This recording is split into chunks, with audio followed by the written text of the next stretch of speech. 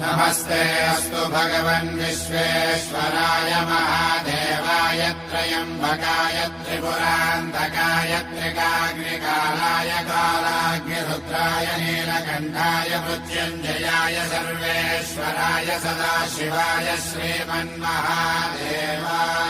नमः।